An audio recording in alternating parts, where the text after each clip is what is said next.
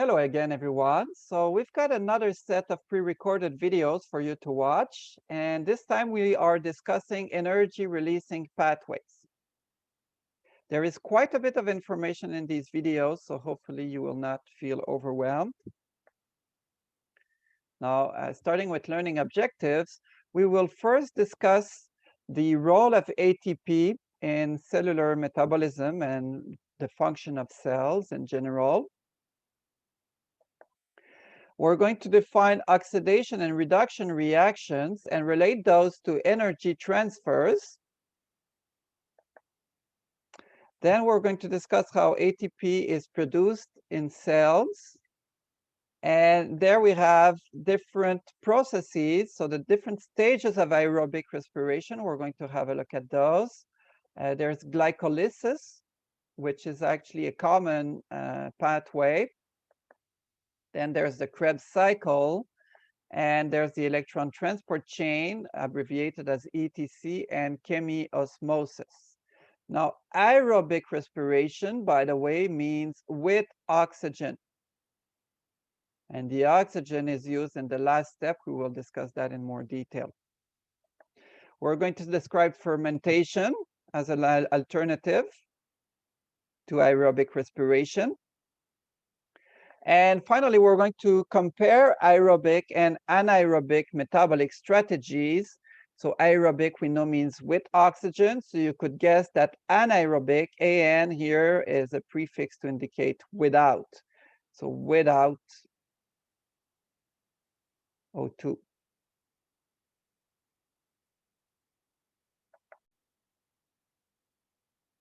So looking at how organisms obtain their energy, we have two broad categories. We have the phototrophs. So the phototrophs are going to obtain their energy directly from light. So that light energy is going to be used to make ATP. For example, we have plants. So that's eukaryotes. So some eukaryotes would be phototrophs. And here we have what we call cyanobacteria. So these are prokaryotes. So some prokaryotes are also phototrophs. And by the way, cyanobacteria and plants are both photosynthetic organisms. So what that means is that they're going to use the light energy to build organic molecules, nutrients such as glucose.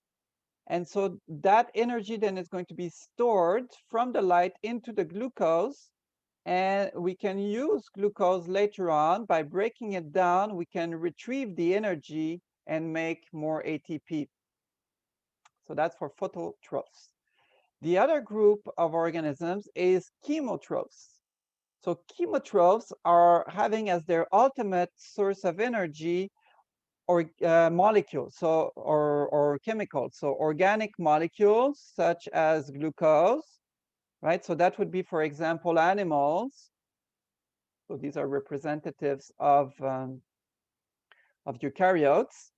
And so animals will eat food, and then from that food, where energy is stored, they're going to make their ATP. Here, this image is showing some bacteria, intracellular bacteria, that are very similar to the mitochondria that we find. So they're kind of interesting in that respect. But here is just to say that some prokaryotes are also chemotrophs, and specifically chemoorganotrophs. Now, there are some other prokaryotes that are not going to use organic chemicals, but instead are going to use inorganic substances that contain some energy that can be retrieved. So these are called chemolithotrophs.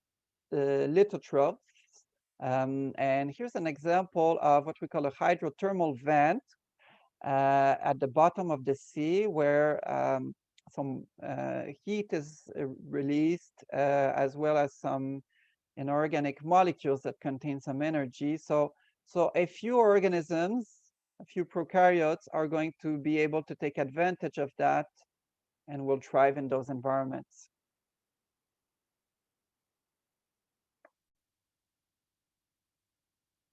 Now, looking at ATP itself, so we look at the molecule here, we have adenine as the base. We have a sugar, right, ribose. And we have here some phosphates attached. We have, when we're looking at ADP, so actually I should write ATP, what it means is adenosine triphosphate. And so tri means three. So when we're looking at ATP, we have three phosphates attached. And if we're looking at ADP, we have two phosphates attached only. And AMP would only have one phosphate attached. Now, what is interesting about this molecule is that it acts like a rechargeable battery in this way. So ADP can be, together with one inorganic phosphate, can be joined together with some energy input to form ATP. And now we're going to have formed a bond here that contains some energy, which can be released later on. Now we can also, so that is our charged battery. And now our battery can be used. So ATP is used. We break the bond between the second and third phosphates. We release some energy. Okay, so a little packet of energy is released, as well as ADP and then phosphate, which can then later be used again to with the input of energy to form more ATP, right? So here ATP is our charged battery and ADP is our uncharged battery. So that's kind of a nice analogy to think about. Another way to think about ATP is that it's the energy currency of the cell.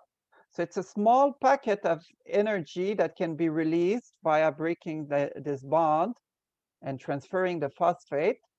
And so this small amount of energy can be used to do all sorts of tasks inside the cells. Okay, so it's analogous to a quarter that you could use, in different machines to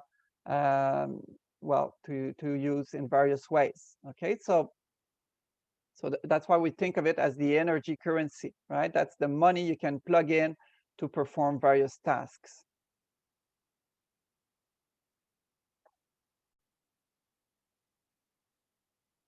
So let's look at the important role of ATP within cells. So as you might remember, we have exergonic reactions. These are reactions that release energy.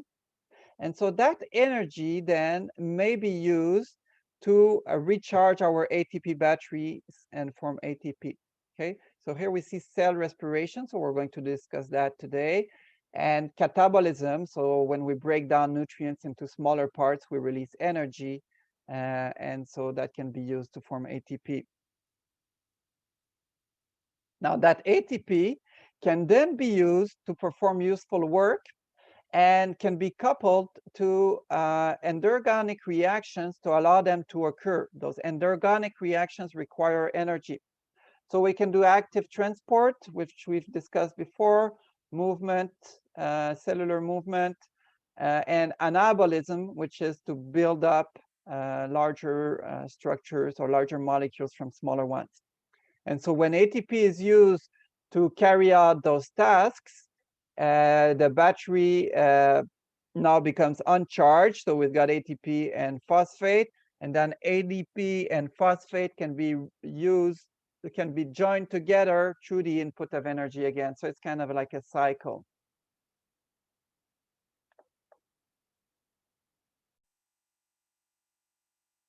So looking at some examples of how ATP can be used, we've got active transport, moving substances against their concentration gradient. And as an example, the sodium-potassium pump, which uses a lot of energy and is essential to the function of cells. We can perform movement using ATP. So here we have an example of vesicular transport. So we've got the cytoskeleton here, or part of it. We've got a vesicle that is being transported by a motor protein. So that motor protein, in order to change conformation and move forward and pull the vesicle, requires ATP. Propulsion, for example, the flagella of sperm cells will require quite a lot of ATP. Contraction of muscles would require a lot of ATP as well. So that's all movement. We can also use ATP in chemical reactions in a process that we call energy coupling, where we're going to couple or link the energy that is released by the breakdown of ATP into ADP and P. We couple that to an endergonic reaction, as you can see here in reaction 1, to be able to carry out the process. So reaction 3 will couple reaction 1 and 2. Now, in order to understand how energy can be obtained from organic molecules and transferred to form ATP, we need to discuss redox reactions. So what are redox reactions? They combine oxidation, which is when a substance loses an electron or several electrons, to reduction, where a substance gains electrons. So here we see an example of the general formula where X is losing an electron, so it becomes oxidized, while Y is gaining an electron, so it becomes reduced. Now, the transfer of electrons via redox reactions is what will allow us to extract that energy from organic molecules and, again, use it to form ATP. As an example, if we look here at this equation, it shows glucose plus oxygen being converted to CO2, water, and energy being released, and that energy will be used to form ATP, to recharge our ATP batteries. So in this case, we see that glucose is becoming oxidized, that is, it's losing electrons, as well as losing the hydrogen ions. And oxygen is becoming reduced. It's gaining electrons and also gaining some hydrogens. So in many cases, the electrons are going to be passed on via electron carrier molecules that shuttle or carry the electrons from one reaction to the next. And so we're going to pay special attention to those molecules. These include NAD+, which can be reduced to NADH, right? It would gain 2 electrons and 1 hydrogen. And FAD, which can be reduced to FADH2, where it gained 2 electrons and 2 hydrogens. Now, so we've said that the released energy is ultimately used to make ATP.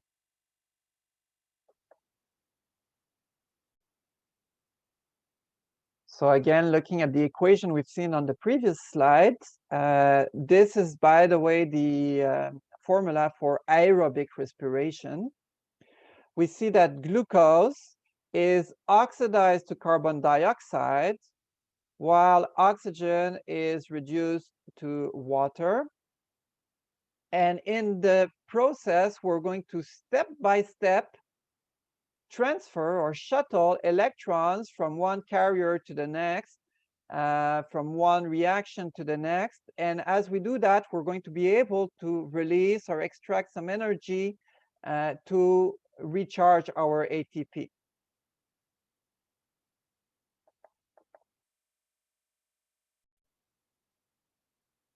So looking at the same idea again, we have the stepwise oxidation of glucose. And at every step in the process, we're going to extract or obtain some of the energy from that molecule, from the glucose molecule, and transfer that energy to electron carriers, such as NAD plus and FAD. And then eventually we'll be able to use that little packet of energy to make more ATP. Now, this is quite different from what would occur outside a cell, where we have uncontrolled release of energy. For example, if you're going to burn some wood, right? Wood is glucose. So we're going to have a large amount of energy that will be lost as heat.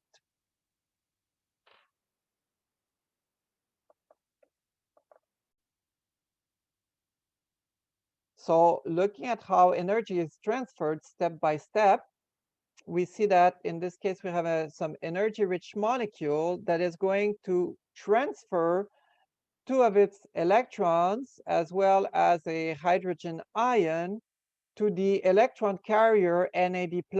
So NAD+ will be reduced to NADH and now contains more energy than it had, while the product from the original substrate contains less energy and has been oxidized.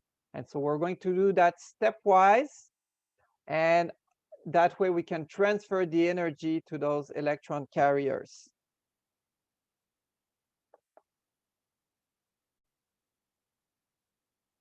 Looking a little bit further at our electron carriers, which act as coenzymes, so NAD plus and FAD, they are modified adenine dinucleotides. They're found in all organisms. So they're quite ancient molecules. So it's always interesting to think about this from an evolutionary perspective. They shuttle or transfer electrons via those oxidation reduction reactions. For example, we saw in the previous slide, NAD plus can be reduced to NADH, and now that NADH contains more energy. The energy found in one NADH molecule may eventually be used to synthesize 3 ATPs. So we're going to look at how that is done. Well, that is done by, though it requires the oxidation of the NADH molecule, right? So I'm going to write that here. NADH would be, in such case, to make the ATP, oxidized to NAD+. Okay, so it's useful to have an analogy for this. So think of those electron carriers as taxis, which can carry electrons or carry people, and taxi can be empty, or it could be full when we carry 2 electrons attached to the NAD plus molecule. We have NADH, and then it can be emptied again.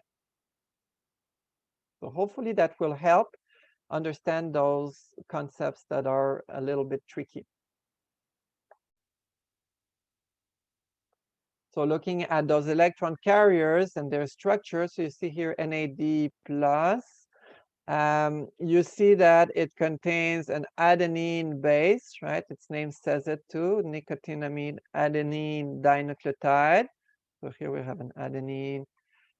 We have some sugars and phosphate attached, and then the nicotinamide is the part of the molecule that will accept 2 electrons as well as 1 hydrogen ion. Okay, and it becomes reduced. FAD, also a adenine dinucleotide, so also contains an adenine part, some phosphate, and this flavin group. In any case, it can also be reduced, in this case by adding 2 hydrogen ions and 2 electrons.